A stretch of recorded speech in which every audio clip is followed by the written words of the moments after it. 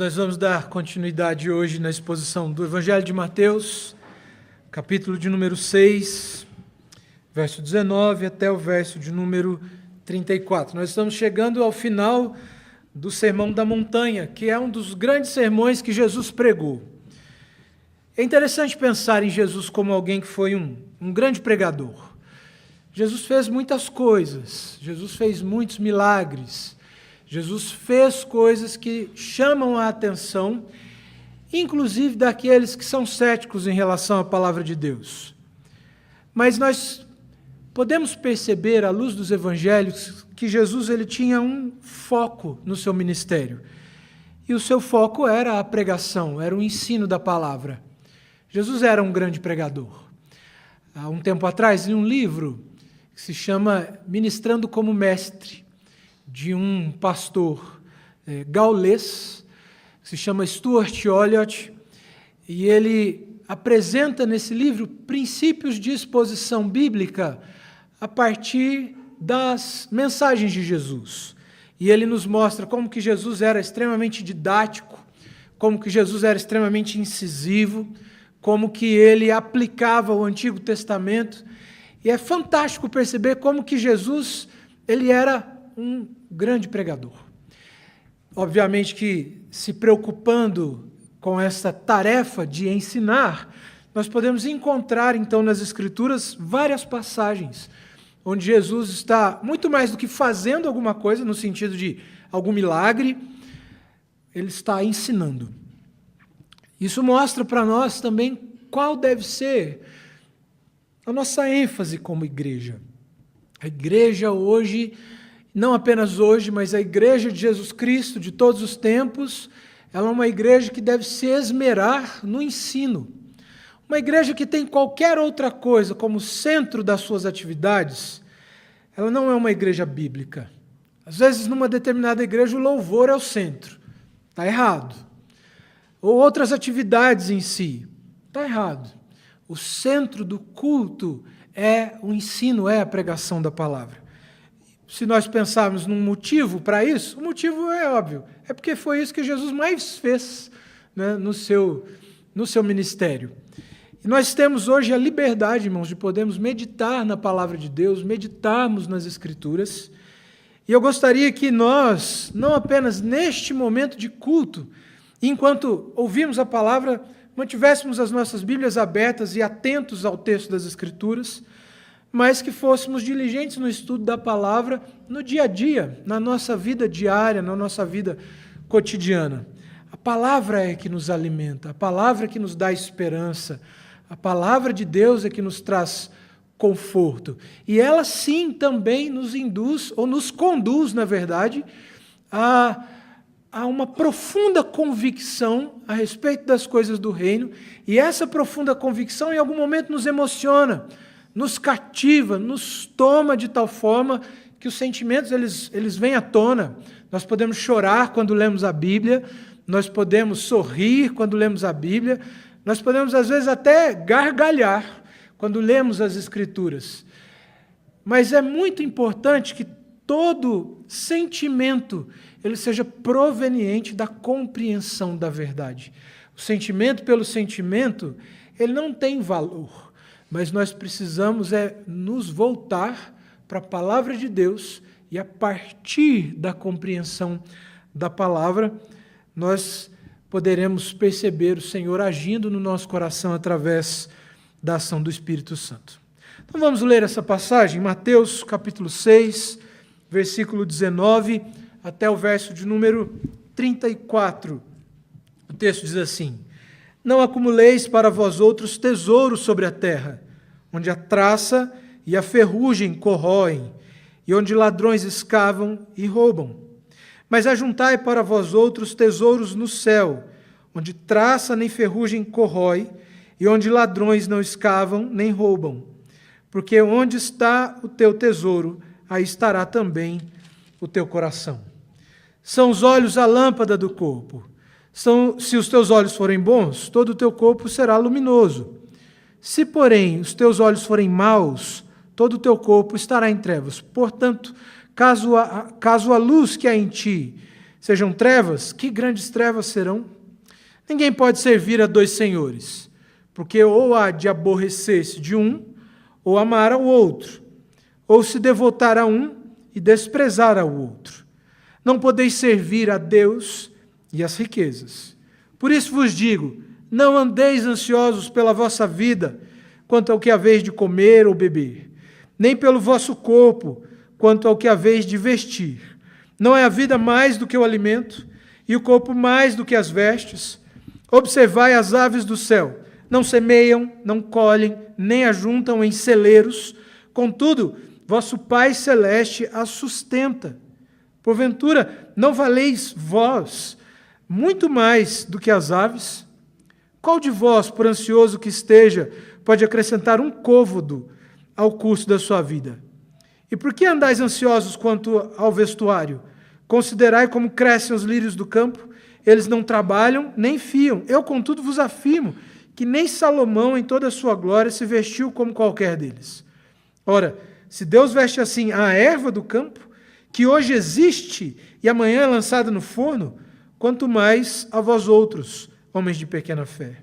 Portanto, não vos inquieteis, dizendo, que comeremos, que beberemos, ou com que nos vestiremos?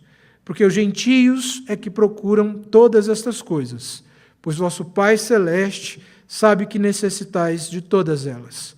Buscai, pois, em primeiro lugar, o seu reino e a sua justiça, e todas estas coisas vos serão acrescentadas. Portanto, não vos inquieteis com o dia de amanhã, pois o amanhã trará os seus cuidados. Basta ao dia o seu próprio mal. Vamos orar? Pai bendito, Pai amado, nós rendemos graças ao Senhor, louvamos e bendizemos ao Teu nome, ó Deus, porque o Senhor tem manifestado este cuidado em nosso favor. Te louvamos, Pai bendito, por este momento onde temos a oportunidade de meditar na Sua palavra e ouvir a pregação do Evangelho. A nossa oração, portanto, ó Deus bendito, é para que, apesar de nós, o Senhor possa aplicar a Sua palavra no nosso coração, ó Deus.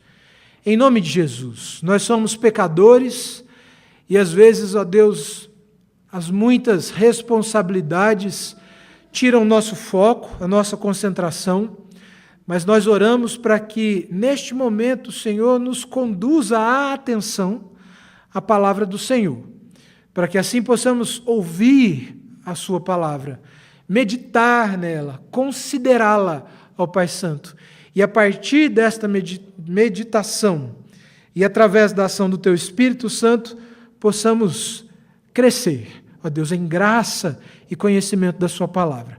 Fortalece a nossa fé, fortalece as nossas vidas, é o que Te pedimos, em nome de Seu Filho amado, Cristo Jesus. Amém.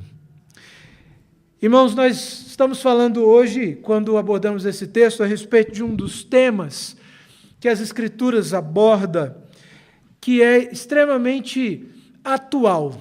E isso falo com respeito à ansiedade. Ansiedade é um assunto muito comum hoje em dia. Quando nós falamos a respeito de ansiedade, em certa medida, talvez todos nós andamos ansiosos. Talvez você tenha tantas atividades com as quais você deve se preocupar, não apenas com sua família, mas trabalho, a escola, seus objetivos, os planos que você tem para a sua vida, e essas coisas lhe causam ansiedade. Lhe causam ansiedade, talvez, porque você não vê as coisas acontecendo da forma como você gostaria, e isso lhe causa ansiedade. Lhe causa ansiedade, talvez, porque você não tenha paciência para passar pelo processo necessário para alcançar determinadas coisas. Um exemplo disso é quem está na universidade, por exemplo. Quando você entra na faculdade, 4 anos são uma eternidade. Depois, no final, você até fala, passou muito rápido. Mas 4, 5 ou 6 anos, dependendo do curso que você vai fazer, é uma eternidade, é um tempo muito grande. E lidar com a ansiedade que está envolvida no término do curso, na conclusão, nas provas que você tem que fazer, isso às vezes traz uma ansiedade muito grande para o nosso coração. Não só nos estudos, mas no trabalho de forma geral. Agora, no nosso contexto, há com certeza algo que é talvez o maior causador de ansiedade, que é o dinheiro. Quando nós falamos a respeito de dinheiro, normalmente as pessoas elas ficam muito ansiosas. A falta do dinheiro causa uma ansiedade. Às vezes você está vendo as contas chegando, você precisa pagar, e você às vezes não tem todos os recursos, e aquilo te deixa ansioso, aquilo te deixa triste. Ou às vezes você até tem recurso suficiente para se manter, mas você gostaria de ter mais. E você passa a viver a sua vida em torno de buscar e acumular recursos e bens para que você possa, de repente, ter uma qualidade de vida melhor e gozar dos benefícios e do conforto que esse mundo pode nos dar. A grande questão é que, de uma maneira muito clara, a forma com que nós lidamos com o dinheiro pode causar uma ansiedade muito grande no nosso coração, trazendo problemas, às vezes, para o nosso trabalho e, às vezes, até mesmo problema para dentro da família, para dentro do relacionamento conjugal. Tem para mim que grande parte dos conflitos dentro do relacionamento conjugal estão fundamentados aí na maneira com que os recursos dentro de casa são administrados. Se você não administra bem os seus recursos, talvez isso vai criar algum problema para você dentro do seu casamento. Há outros aspectos que nós podemos considerar quando nós falamos a respeito da administração dos bens que Deus nos dá. E creio que seja importante, desde já, nós definirmos isso. Ou seja, todos os recursos que nós temos, é Deus que nos deu. Sejam eles muitos, ou sejam eles poucos ou o suficiente, é Deus quem dá tudo aquilo que nós temos. E como algo essencial para a administração dos nossos recursos, algo que nós precisamos considerar é como os meus recursos, eles servem a Deus e servem ao reino de Deus. Um dos aspectos mais simples da vida comum do crente é a entrega do dízimo. É a maneira com que você lida, por exemplo, com o dízimo, com a oferta, com a obra missionária, como você contribui com essas coisas, como você contribui com o reino de Deus, com os seus próprios recursos, com o seu dinheiro. Esse é um aspecto muito importante na administração dos nossos recursos, pensando em aspectos de piedade cristã que são fundamentais para o desenvolvimento da nossa fé e para o desenvolvimento do nosso relacionamento com Deus. Agora, é claro que, principalmente por conta do contexto religioso onde nós vivemos, que nós temos presenciado, falar de dízimo na igreja é um tabu muito grande.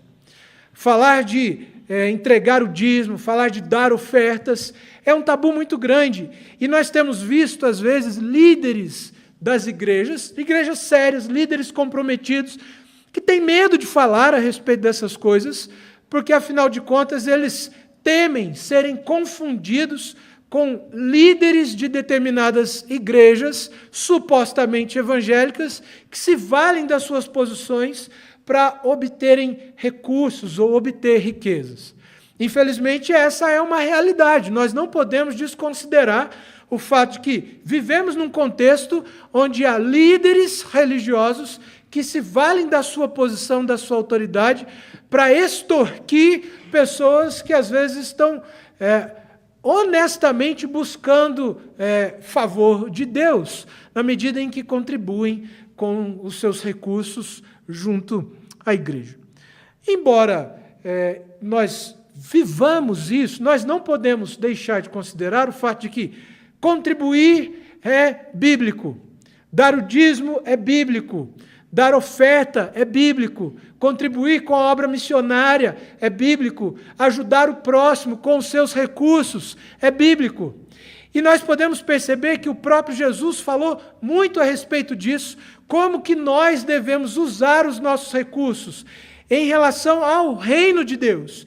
E em relação ao reino de Deus, Jesus vai nos mostrar em diversas situações que, quanto à administração dos nossos recursos, nós devemos muito mais nos preocupar em socorrer e distribuir os nossos recursos ao invés de acumular. Ter recursos, ter bens, ter posses, isso não é um problema, irmãos. A Bíblia não condena você ter recursos, você ter bens, você ter posses. O que a Bíblia condena é uma busca desenfreada pelos recursos, ou o acúmulo deles quando ao seu redor só há pobreza. Por exemplo, acúmulo dos bens quando sua igreja, por exemplo, padece. Acúmulo dos bens quando seu irmão em Cristo, ou alguém próximo a você, padece limitações. Isso a Bíblia de fato condena. E uma maneira completamente diferente daquela que o mundo nos ensina sobre como nós devemos administrar os nossos recursos, a Bíblia diz que ao invés, então, de buscarmos acumular um tesouro nessa terra, a nossa expectativa, o nosso interesse deve ser de buscar e acumular um tesouro nos céus. Basicamente, irmãos, este é o tema do nosso texto. Ou seja, não fique ansioso, nem mesmo por causa de dinheiro, nem mesmo pela falta de dinheiro, e muito menos por colocar no seu coração um objetivo de vida, que é ter dinheiro. A Bíblia vai dizer, não andeis ansiosos por conta dessas coisas, mas acumule um tesouro no céu. E nós percebemos que nessa passagem, irmãos, que nós temos diante de nós temos aqui 3 imperativos, 3 ordens muito claras no texto das Escrituras, nessa sessão, que nos auxiliam a compreender o que Jesus está nos ensinando. Vou pedir para o Tiago passar para mim. Obrigado, Tiago. Pode passar, são 3, pode passar os 3 de uma vez. Isso. E o primeiro deles é buscai primeiro o reino de Deus. Perceba, eu não estou apresentando aqui ele numa ordem cronológica, como ele é apresentado no texto, mas numa ordem que nós podemos dizer lógica e que nos auxilia na compreensão das outras recomendações, dos outros imperativos. O primeiro é buscai primeiro o reino de Deus. Buscai primeiro a Deus. Lembram da oração do Senhor no capítulo anterior, no capítulo de número 5, quando já no final da oração o Senhor Jesus nos ensinando a orar, ele diz, venha o seu reino, mostrando que essa deve ser a oração do crente, venha o seu reino, venha o reino de Deus. E é claro, irmãos, que esta exortação para buscarmos o reino de Deus em primeiro lugar, e a própria oração que o Senhor Jesus nos ensina, quando ele diz que devemos orar, venha o seu reino, são imperativos e ensinos que têm uma abrangência muito grande. Quando nós olhamos, por exemplo, para o texto da oração do Senhor, é claro que aquilo que o Senhor Jesus nos ensina naquela oração tem, inclusive, uma implicação missionária. Como que nós podemos orar clamando a Deus? Ou como que o reino de Deus vai se espalhar? Senão pela pregação da palavra e a expansão do Evangelho, à medida que as pessoas recebem a Cristo Jesus e o Evangelho em seus corações. Há, portanto, uma perspectiva missionária quando nós oramos para que Deus estabeleça o reino dele e nos use para isso. Mas quando o texto diz que nós devemos buscar este reino, e perceba, isso dentro de um contexto, no Evangelho de Mateus, onde Jesus está nos ensinando justamente os princípios relativos ao reino de Deus. Capítulo 5, verso 1 a 12, nos mostra de uma maneira muito clara quais são os princípios, quais são os valores que o reino de Deus tem e que devem ser buscados por aqueles que pertencem a esse reino. Se você abrir a sua Bíblia, você pode ver de uma maneira muito rápida como que esses valores, eles destoam, por exemplo, daquilo que o mundo busca. Versículo de número 3 do capítulo 5. Bem-aventurados os humildes de espírito, porque deles é o reino dos céus. Bem-aventurados os que choram, porque serão consolados. Bem-aventurados os mansos, porque herdarão a terra. Bem-aventurados os que têm fome e sede de justiça, porque serão fartos. Bem-aventurados os misericordiosos, porque alcançarão misericórdia. Bem-aventurados os limpos de coração, porque verão a Deus. Bem-aventurados os pacificadores. Bem-aventurados os perseguidos por causa da justiça. Bem-aventurados sois quando por minha causa vos injuriarem e vos perseguirem. Perceba que quase que em todas as bem-aventuranças nós temos aqui princípios completamente, e aí nós podemos dizer isso com muita segurança, em todas há princípios completamente distintos daqueles que são valorizados e buscados pelo mundo.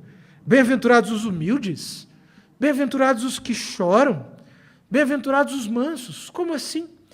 Sendo que nós devemos buscar nos impor, sendo que nós devemos buscar o poder, sendo que nós devemos buscar a influência. É isso que o mundo prega.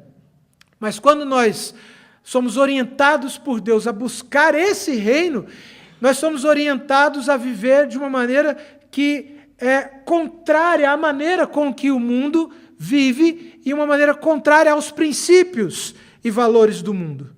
Buscar o reino de Deus em primeiro lugar, portanto, é buscar as coisas de Deus, é nos preocuparmos em primeiro lugar com o reino de Deus, é nos preocuparmos em primeiro lugar com a pregação do Evangelho, é nos preocuparmos em primeiro lugar em assistir ao necessitado, é buscarmos em primeiro lugar fazer o bem ao próximo, é buscarmos em primeiro lugar nos dispor a socorrer aquelas pessoas que precisam. Isso é o que o Senhor Jesus nos diz que deve ser a nossa preocupação maior. Mas a pergunta que nós devemos nos fazer é: com que nós nos preocupamos de fato? Qual é a nossa maior preocupação? Qual é o nosso maior objetivo de vida? O que você almeja para a sua vida? O que você de fato espera? O que você quer alcançar para a sua vida? O que tira seu sono? O que te deixa ansioso? Talvez o que te deixa ansioso seja aquilo que você deve abandonar e passar a buscar de fato o reino de Deus, as coisas de Deus, a pregação do Evangelho, o estabelecimento e a aplicação dos princípios do reino de Deus na sua vida comum, na sua vida prática. É claro, irmãos, que eu não estou dizendo com isso que nós não podemos lutar pelo pão de cada dia, muito pelo contrário. Porque as próprias Escrituras nos ensinam que o homem deve trabalhar se ele quiser comer, e que se ele não quiser trabalhar, então que ele não coma, mas que trabalhe. O Senhor Jesus mesmo nos ensina a orar por aquilo que é necessário para a nossa subsistência. E Ele vai nos ensinar isso na oração do Senhor, quando Ele diz: o pão nosso de cada dia nos dai hoje. E a oração do Senhor, ela é uma oração que nos ensina a orar por aquilo que é necessário. Nos ensina a orar por aquilo que eu preciso hoje. Mas às vezes nós deixamos o nosso coração ser tomado por anseios que não estão em conformidade com os princípios e valores do reino de Deus. E quando nós falamos a respeito de finanças, por exemplo, nós podemos dizer que o Senhor Jesus nos ensina que nós devemos viver uma vida humilde, uma vida simples. Não uma vida de ostentação, ou uma vida regalada, ou como os reis no Antigo Testamento, ou até mesmo os sacerdotes estavam vivendo de maneira regalada e opressora. Perceba, o texto não diz que você não pode ter recursos, mas mesmo tendo aquilo que a Bíblia nos ensina, é que devemos viver uma vida simples. Esses são os princípios e valores do reino de Deus. E isso nós aprendemos na própria oração do Senhor, quando o Senhor Jesus nos ensina a orar pelo pão. Quando o Senhor Jesus nos ensina a orar por aquilo que é básico para a nossa subsistência. Nesse sentido, o Senhor Jesus nos ensina a humildade, mas também nos ensina a nos contentarmos com aquilo que temos, com as coisas simples, e a reconhecer que todas as coisas que nós temos vêm dele, inclusive o pão de cada dia. Mas a segunda orientação ou ordem que nós encontramos no texto é: preparai ou buscai um tesouro no céu. E é interessante que essa recomendação, ela vem acompanhada de uma negativa. A primeira é que nós devemos acumular um tesouro no céu. Essa é a recomendação positiva. A negativa é: não acumulem um tesouro na terra. Não busquem acumular um tesouro na terra. E aí, nesse sentido, irmãos, penso eu que se tivermos como objetivo para as nossas vidas adquirirmos riqueza, isso não está em conformidade com o texto das Escrituras. Nós podemos alcançá-la, mas sem que necessariamente isso seja o objetivo e o desejo do nosso coração. Mas se o objetivo e o desejo do nosso coração for alcançar as riquezas, esse desejo ele se torna pecaminoso.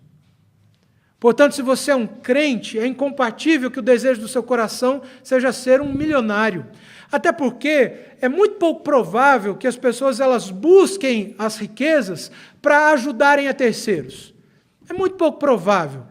Normalmente as pessoas elas buscam as riquezas porque elas querem uma casa melhor, elas querem um carro melhor, elas querem almoçar nos melhores restaurantes, elas querem viajar para diversos países, não porque elas buscam no seu coração adquirir riquezas para ajudar as pessoas, mas porque elas buscam o seu próprio benefício. E é por isso que o Senhor Jesus nos ensina a acumular ou nos preocupar em acumular um tesouro onde, de fato, nem traça, nem ferrugem pode corroer, mas um tesouro que é perpétuo, que é o nosso relacionamento com Deus, que é a nossa vida com Deus. Esse é o verdadeiro tesouro.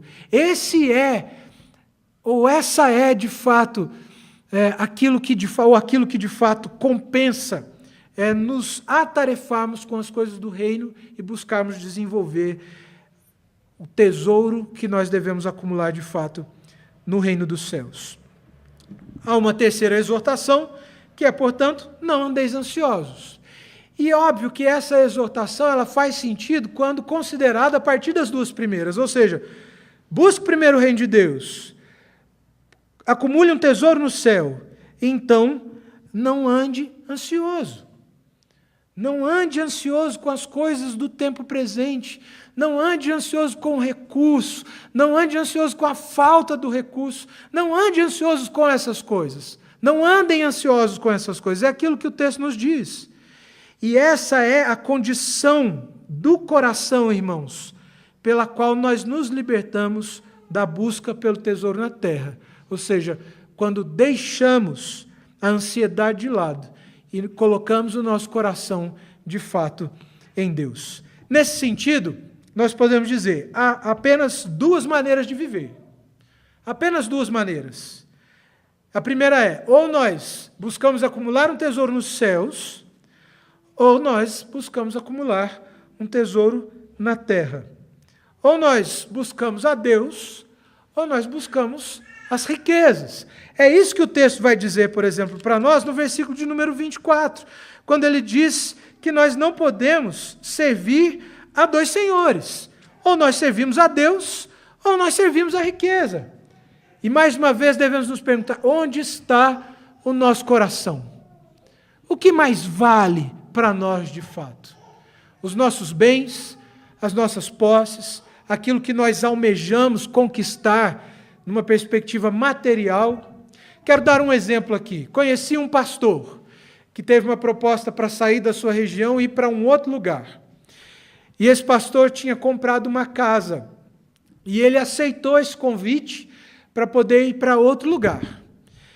E quando ele aceitou esse convite, ele estava sujeito a perder a sua casa, porque ele não teria condições de continuar pagando o financiamento e muito dificilmente conseguiria alguém que alugasse a casa pelo valor que ele pagava de financiamento. Mas ele abriu mão da casa. Bom, eu vou viver pelo ministério, vou para esse outro lugar, se estiver de perder a casa aqui, que perca, porque eu entendo que lá eu vou servir melhor o reino de Deus e eu vou poder servir melhor a Deus nessa outra região. Essa é uma maneira de nós mostrarmos aquilo com que nós mais nos preocupamos. Esse pastor disse assim, olha, eu estou preocupado mais em ter uma casa no céu do que ter uma casa aqui na terra.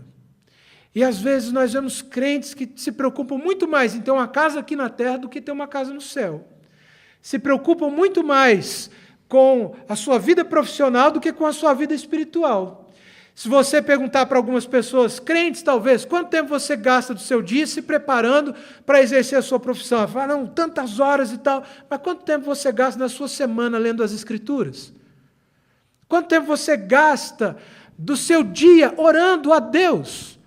Quanto tempo? Essas mínimas coisas, irmãos, nos mostram ou apontam aquilo que é mais importante para nós. E o que é mais importante para nós? As coisas do reino de Deus ou as coisas deste mundo, que são efêmeras, que são passageiras. Embora Paulo, lá em Coríntios, quando ele vai falar a respeito da ressurreição de Jesus, o contexto é esse, ele vai dizer assim, olha, se a nossa esperança se limita às coisas desse tempo, nós somos os mais infelizes de todos os homens.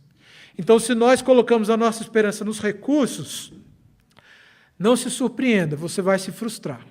Se você coloca a sua esperança na sua profissão, não se surpreenda, você vai se frustrar. Se você coloca a sua esperança nos seus bens materiais, não se surpreenda, você vai se frustrar. Inclusive, quando você se deparar com o texto das Escrituras, que diz, vai, vende tudo que tens, dá aos pobres, então me segue.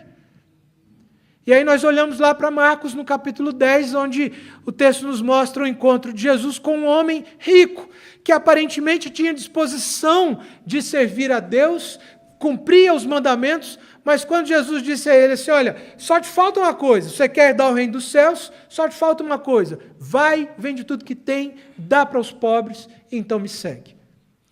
E aí o texto diz que aquele homem se retira triste, porque ele tinha muitos bens.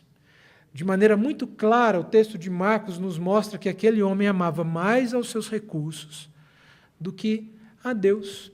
Isso não significa que agora você tem que abrir mão de tudo e vender e dar para os pobres. Jesus sabia onde ele estava tocando no coração daquele jovem, ele sabia qual era o problema daquele jovem. E o problema daquele jovem era a idolatria. Ele adorava os seus bens, ele adorava as suas posses, ele adorava os seus recursos, e não adorava a Deus. E aí, talvez, se nós nos depararmos com uma confrontação como essa, será que nós agiríamos da mesma forma ou agiríamos diferente? Se Deus pedisse para nós, abre mão dos seus sonhos, abre mão dos seus planos, então agora vai vir um missionário. Ah, eu quero ser médico. Não, deixa a medicina para lá, vai ser missionário. Ainda que você possa servir como missionário em outro lugar, mas vai pensar que Deus pode requerer de você que você abra a mão daquilo que você almeja e que de repente você passou a sua vida toda lutando para conquistar. E aí Deus, Ele nos chama a abrir mão dessas coisas para que possamos servi-lo. Irmãos, se o nosso coração está em qualquer coisa e não Deus, nós seremos de fato infelizes e ansiosos. A ansiedade, em alguns momentos, irmãos, ela pode ser proveniente de algum fator biológico, mas em grande parte ela é proveniente de um coração duro que não confia em Deus e que prefere confiar no homem, nos seus próprios esforços. É por isso que as Escrituras nos ensinam que nós devemos lançar, portanto, o nosso coração em Deus, nas coisas do reino de Deus, e confiar nele de fato, entendendo que Ele é o nosso provedor, Ele é quem nos sustenta, Ele é quem nos preserva, Ele é quem nos mantém. Agora, o texto de Mateus, embora ele nos mostre aqui esses imperativos, ele nos dá aqui também algumas razões pelas quais nós não devemos acumular tesouros aqui na terra, ou buscar acumular tesouros aqui na terra, mas devemos buscar acumular um tesouro no céu. E ele vai nos mostrar também o porquê nós não devemos andar ansiosos por causa dessas coisas e porquê nós devemos colocar o nosso coração em Deus. Se nós precisamos, então, de alguns motivos ou de uma palavra de esperança para o nosso coração que pode, vez por outra, andar ansioso por conta das coisas que nos cercam, nós podemos dizer que esse texto ele nos dá pelo menos 8 razões. 8 razões pelas quais nós podemos deixar a ansiedade de lado. 8 razões pelas quais nós podemos deixar a angústia por conta das incertezas de lado. E aí nós podemos ver aqui, Tiago, por favor, pode passar? São 8, Tiago, pode passar as 8 de uma vez. A primeira delas, então, segundo o texto, é porque a vida, ela vale mais que o alimento, e o corpo mais que a própria roupa. Perceba aqui que o texto das Escrituras está dizendo que parte da ansiedade das pessoas diz respeito a o que eu vou comer, o que eu vou beber. E embora essas coisas aparentemente elas sejam preocupações legítimas, o texto das Escrituras vai dizer que nós não devemos nos preocupar ou ficar ansiosos, inclusive com isso. Ele vai dizer, por quê? Porque a vida, ela vale mais que o alimento. Ou o que eu vou vestir, que roupa que eu vou ter, eu não tenho roupa. Coisas assim, coisas do dia a dia, coisas simples da vida que às vezes tiram a nossa atenção, tiram o nosso foco das coisas que de fato são mais importantes, coisas essas que tiram o nosso chão e causam muita ansiedade. O texto vai dizer, olha, o corpo é mais que a roupa, a vida é mais que o alimento. Depois o texto diz também que nós devemos deixar a ansiedade de lado, porque nós somos mais valiosos do que os pássaros que Deus alimenta. O texto está dizendo assim, olha, se Deus alimenta até os animais, quanto mais aqueles que são a coroa da criação. Lembremos-nos, irmãos, que quando Deus na criação relata, ou Moisés relata a criação no texto de Gênesis, depois de dizer que Deus havia criado todas as coisas, quando relata a criação do homem, o texto diz, viu Deus que era muito bom.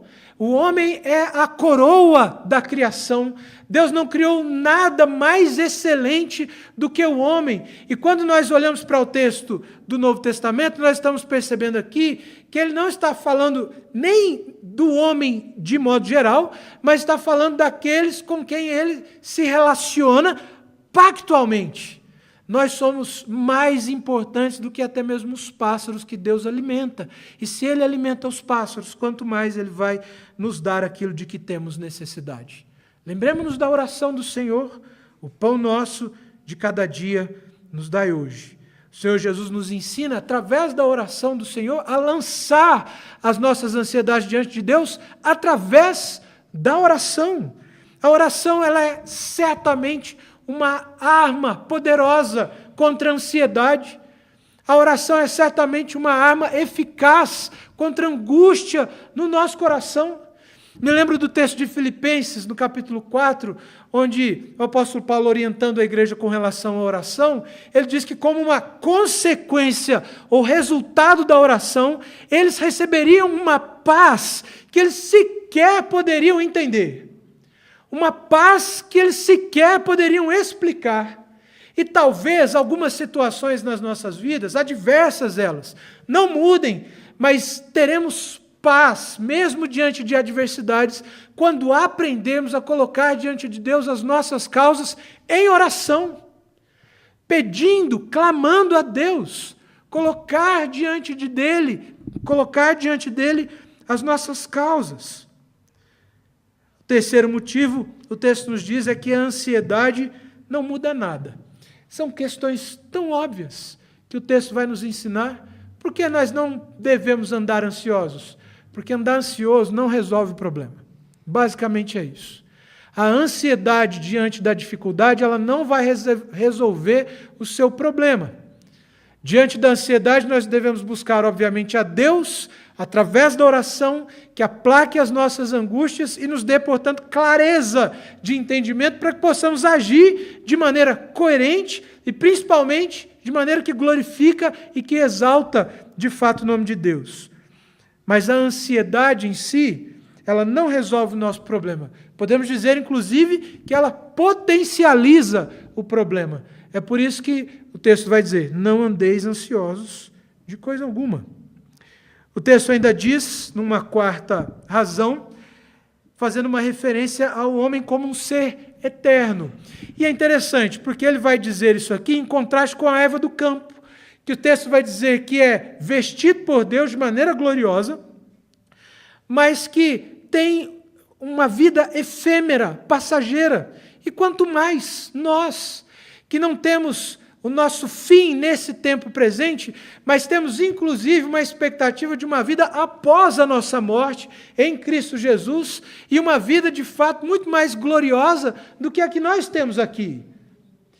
E talvez falte para nós como crentes, irmãos, essa expectativa da vinda de Cristo Jesus, para que assim nos desvencilhemos da ansiedade, da angústia no nosso coração. Se às vezes nós estamos ansiosos ou angustiados, e essa é uma constante nas nossas vidas, seja porque talvez em algum momento nós deixamos de colocar a expectativa do nosso coração na vinda de Cristo Jesus, na graça de Deus em Cristo Jesus, na certeza de que aqui, de fato, nós vamos sofrer, mas de que em Cristo Jesus nós teremos toda a angústia aplacada no nosso coração e toda a ansiedade terá o seu fim. Portanto, se nós, que temos a expectativa de uma vida eterna com Deus, devemos então confiar e depositar a nossa esperança e o nosso coração naquele que veste os lírios do campo, que tem uma vida passageira, quanto mais cuidará de nós, aqueles que Ele comprou por meio de seu sangue. O texto também vai nos mostrar que a ansiedade ela é mundana, ela tem uma característica de mundanismo, ou seja, de pessoas que não confiam em Deus, que não têm fé em Deus. Irmãos, eu, claro, tomo muito cuidado aqui para não minimizar as coisas ou tratá-las de maneira simplista. De fato, há pessoas que sofrem pela ansiedade por questões biológicas, e essas pessoas precisam, obviamente, buscar tratamento. Mas nós devemos considerar o fato de que, em grande parte, a nossa ansiedade ela está ligada à falta de fé. A falta de fé de que Jesus vai pôr fim nisso tudo, a falta de fé de que Deus vai enxugar dos nossos olhos toda lágrima, a falta de fé que Deus vai nos sustentar e suprir todas as nossas necessidades. Portanto, a não ser que seja por questões biológicas, a ansiedade ela é até mesmo pecaminosa, porque ela é fruto de um coração incrédulo e porque tira o nosso foco de Deus, porque tira o foco daquele que de fato pode nos sustentar. Ponto 6 nos mostra que Deus ele sabe do que nós precisamos. O ponto 7 nos mostra que Deus fornece tudo o que nós precisamos. Olha como é interessante. Sexto ponto. Deus sabe do que nós precisamos e nós podemos descansar nele, então, por causa disso. O ponto 7, ele fornece tudo o que nós precisamos. Agora, perceba, irmãos, e eu quero chamar a atenção dos irmãos para esse versículo. Versículo 32, versículo 33. Olha o que o texto diz. Porque os gentios é que procuram todas essas coisas, pois vosso Pai Celeste sabe que necessitais. A gente pode ler, inclusive, os textos anteriores, a partir do versículo de número 31. Portanto, não vos inquieteis dizendo, que comeremos, que beberemos, ou com que nos vestiremos? Porque os gentios é que procuram todas estas coisas, pois vosso Pai Celeste sabe que necessitais de todas elas. E aí, então, olha o contraste que nós encontramos agora no versículo 33. Buscai, pois, em primeiro lugar o seu reino e a sua justiça, e todas estas coisas vos serão acrescentadas. Agora, atente bem. A promessa de que será acrescentado aqui não é uma promessa em relação àquilo que nós vamos comer, àquilo que nós vamos beber ou àquilo que nós vamos vestir, mas tudo aquilo que é necessário para a manifestação do reino e da justiça de Deus. Perceba, irmãos, que o texto não está nos prometendo nessa passagem bem-estar material ou físico, mas está nos prometendo que Deus vai suprir todas as necessidades e tudo aquilo que precisamos para fazer a sua própria vontade e para que o seu reino e a sua justiça sejam manifestadas. Olha como é interessante isso. O versículo está dizendo, versículo anterior, os ímpios é que procuram e que se preocupam com o que vão beber, com o que vão comer e com o que vão vestir. Os crentes em Cristo se preocupam em fazer a vontade de Deus e com o reino de Deus. E com relação a essas coisas é que Deus nos supre. É com relação a essas coisas que o texto está fazendo aqui, portanto, uma promessa. Por isso que quando nós vivemos dificuldades, vivemos situações difíceis nas nossas vidas, nós podemos descansar seguros na certeza de que o texto de Deus não mente. O texto das Escrituras não é mentiroso, porque a promessa aqui não é uma promessa de bem-estar físico ou material, mas é uma promessa de que Deus vai suprir tudo aquilo que é necessário para que nós possamos, então, fazer a sua vontade e o seu reino e a sua justiça sejam manifestas. Confesso, irmãos, que li esse texto errado a minha vida inteira. Li esse texto errado a minha vida inteira. Entendi esse texto errado a minha vida inteira. Mas é claro para nós, quando consideramos agora aquilo que o texto está dizendo, que com relação ao de comer, ao de beber, ao de vestir, deixem essas preocupações para aqueles que não têm fé em Deus. Deixem essas preocupações para os ímpios. Vamos nos preocupar com o quê, então? Com o reino de Deus, com a pregação do Evangelho, com a vida cristã, com a vida de piedade. Essas coisas devem tomar conta do nosso coração. E a preocupação aqui não é uma preocupação que traz ansiedade, mas é uma preocupação que gera ação. Ou seja, vamos nos atarefar, nos envolver com as coisas do reino de Deus, tendo a certeza de que aquilo que é necessário para que o seu reino seja manifesto, Deus mesmo irá fazer. Por isso nós devemos descansar em Deus, inclusive com relação ao trabalho missionário, porque não é nem por força, nem por poder, mas é pela vontade de Deus que as coisas acontecem. É pela vontade de Deus que povos são alcançados, é pela vontade de Deus que homens têm seus corações transformados, é pela vontade e pela graça de Deus que homens são tirados do cativeiro do pecado e colocados num relacionamento pactual com o Senhor. Portanto, nós devemos nos atarefar com as coisas do reino, mas descansar na certeza de que é Deus quem dá os frutos e que o crescimento do reino está nas suas mãos, embora nós tenhamos as nossas responsabilidades com relação ao reino de Deus. E, por fim, o último motivo é que Deus ele não sobrecarrega qualquer dia com problemas.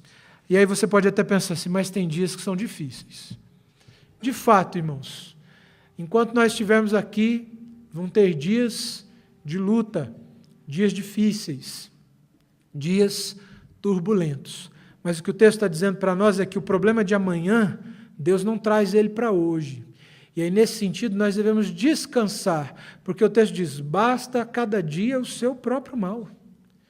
E a nossa segurança, a nossa certeza deve estar no fato de que o Senhor, Ele é misericordioso para conosco.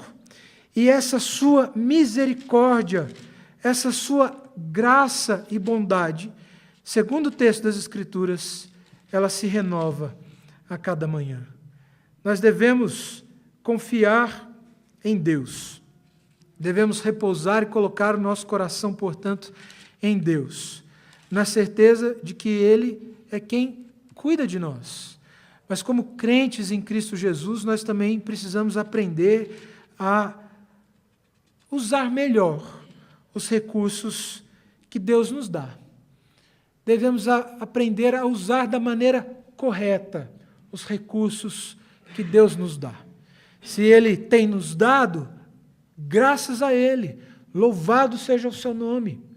Mas que Ele nos dê, portanto, um coração temente a Ele, de tal forma que nós possamos ser diligentes na maneira com que nós usamos e administramos os nossos recursos.